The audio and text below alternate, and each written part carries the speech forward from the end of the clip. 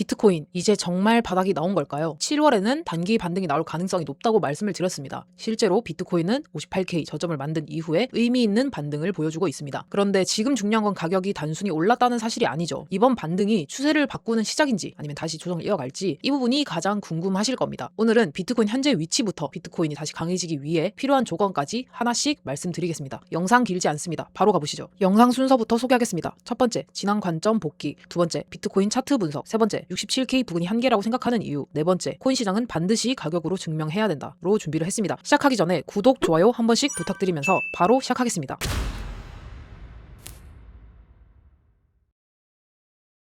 일단 먼저 지난 관점부터 짧게 보기를 하겠습니다. 이번 주 멤버십 라이브에서부터 단기적인 반등 가능성을 계속해서 말씀드렸습니다. 그리고 그 중에서 비트나 솔라나 이더리움, 리플 다 포함해가지고 그 중에서 메이저 중에서는 이더리움 차트가 제일 괜찮았었고요. 상승폭 또한 비트가 이렇게 5% 반등을 해줄 때 이더리움은 거의 12% 가까운 상승을 보여줬습니다. 상승폭 또한 이더리움이 제일 잘 나왔어요. 그리고 그 당시에 잡았던 이더리움 포지션은 영상을 찍기 전에 포지션을 전부 정리했습니다. 제가 지난주 영상에서 아마 말씀드렸을 거예요. 이게 일봉 차트인데 이전 저가 61.3K만 깨지 않는다면 올라가는 그림이 더 자연스러울 거라고 말씀을 드렸고, 현재까지는 제가 말했던 대로 움직여준 셈입니다. 그리고 이제 비트코인에 대해서 얘기를 좀 해보려고 하는데, 비트가 이전 저점을 만들고 58K 부근이죠. 반등을 이어가고 있는데 시장 분위기가 좀 나아졌어요. 저번 달보다. 공포에 가까웠던 심리도 조금씩 회복되고 있고 매수하려는 움직임도 조금씩 나타나고 있습니다. 긍정적이에요. 이때 하락에 고래들이 27만 비트를 매수를 했고, 이게 온체인에서 기록되어 있는 것 중에서는 가장 큰 단일 매수예요. 코로나 저점이 났을 때 15만 비트, FTX 사태일 때도 18만 비트였으니까 어느 정도 이 자리는 물리더라도 트라이를 해볼 자리였다는 겁니다. 그러니까 원래 시장이 그렇잖아요. 표면적으로 겁을 주면서 자기들은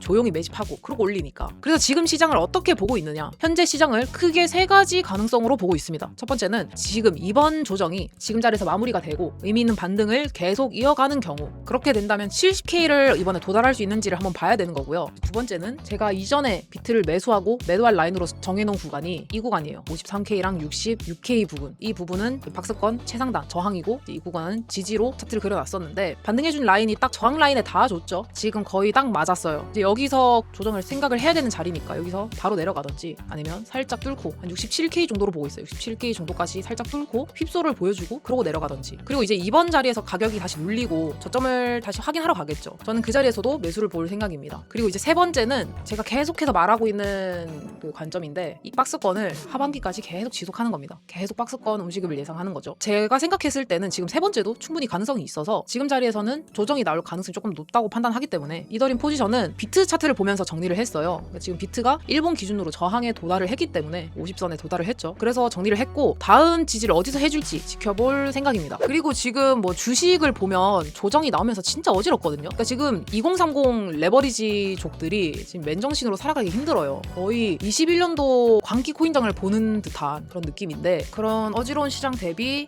코스피는 이렇게 난리가 날 때 비트코인은 2주 정도 상대적으로 강한 반등을 보여주고 있습니다. 그렇다고 해서 이제 주식에서 빠진 돈이 크립토로 넘어오고 있다라고 해석하기는 아직 이르다는 생각을 하고 있고요. 유동성이 한 자산에서 다른 자산으로 크게 이동을 하려면 누가 봐도 명확한 트리거가 있어야 됩니다. 예를 들어서 국내 증시는 명확한 재료가 있었죠. 나라에서 리딩을 해줬습니다. 부동산 사지 말고 주식해라, 올리겠다, 그런 식으로 명확한 트리거가 있었어요. 그 이후에 가격이 움직이면서 개인 자금들도 빠르게 따라 붙었죠. 결국 시장은 트리거가 발생을 하고 가격이 오르고 개인이 참여하고 과열, 버블이 발생을 하면서 이후에 조정이라는 흐름이 반복이 되는 겁니다. 근데 이제 그렇게 비교를 해봤을 때 이제 크립토는 아직 그 정도로 강한 트리거가 있었나 생각해보면 지금은 없죠. 솔직히 최근 반등도 기술적 반등 성격이 조금 더 강하다고 보고 있고, 그렇기 때문에 67K 부분까지가 제가 생각했을 때 최종의 목표가가 될 것 같네요. 그리고 또 코인 시장에서 한 번 더 말을 얹자면, 그러니까 결국 코인 시장은 가격으로 증명을 해야 됩니다. 다른 시장보다 더더욱 그래요. 가격이 증명하지 못하면 사려고 하는 사람들의 수요가 없어요. 펀더멘탈이니 실물 가치니 이런 거 다 덧대어봐도 주식에 있는 회사들보다 사야 될 근거가 떨어집니다. 결국 가격을 움직이는 건 유동성, 즉 돈의 흐름인데, 지금 사람들이 코인을 안 사는 게 사람들이 코인에 관심 없어서가 아니라 지금 돈이 강하게 몰려있는 시장이 따로 있기 때문이겠죠. 투자자 입장에서는 이미 힘이 확인된 시장에 돈을 넣는 게 훨씬 편해요. 실제로 계속해서 신고가를 만드는 종목들이 있는데 굳이 오랫동안 횡보하고 있는 자산에 먼저 이동할 이유가 없는 겁니다. 그래서 지금 주식시장이 강한 동안에는 비트코인으로 들어오는 자금이 당연히 제한적일 수밖에 없어요. 그러니까 비트코인이 나빠서 안 좋고 않고 끝났다라기보다는 지금 다른 시장이 너무 강해서 그런 겁니다. 근데 저는 이제 이 상황을 무조건 부정적으로 보고 있진 않아요. 돈은 한 시장에 영원히 머물지 않습니다. 강했던 시장도 어느 순간 이제 가격이 부담이 생기고 차익 실현이 나오기 시작해요. 그러면 시장 참여자들은 생각을 하겠죠. 아, 이제 이미 많이 오른 자산을 찾기보다는 아직 충분히 오르지 않고 내가 수익을 낼 만한 새로운 시장을 찾기 시작해요. 그중 후보 중 하나가 결국 비트코인 될 수 있다고 생각합니다. 물론 지금 당장을 얘기하는 건 아니지만 다만 중요한 건 다른 자산에 몰려있는 돈이 새로운 투자처를 찾기 시작할 때는 비트코인이 선택할 수 있는 환경이 만들어지는지, 이게 중요한 것 같아요. 오늘 내용 정리하겠습니다. 첫 번째, 비트코인은 저점을 만든 이후 의미 있는 반등을 보여주고 있습니다. 두 번째, 67K를 넘기는 강한 트리거가 부족하다. 박스권을 반복할 거라고 생각이 됩니다. 세 번째, 영원한 상승장이 없듯이 영원한 하락장도 없습니다. 준비하고 있는 사람이 승리할 겁니다. 시장이 조용하고 관심이 없을 때는 아무 일도 일어나지 않은 것처럼 느껴집니다. 하지만 돈은 항상 더 높은 수익을 줄 수 있는 다음 시장을 찾기 마련입니다. 그 흐름은 비트코인으로 들어올 가능성도 충분히 남아 있습니다. 추가적인 시황이나 관점 변화가 생기면 텔레그램을 통해서 가장 먼저 공유 드리겠습니다. 하단 고정 댓글 링크로 들어오시면 실시간 관점과 주요 시장 이슈를 조금 더 빠르게 확인하실 수 있습니다. 제가 나이는 어려도 돈을 버는 것에 있어서는 누구보다 진심입니다. 다들 구독, 좋아요 눌러놓고 지켜봐 주십시오. 다들 화이팅입니다.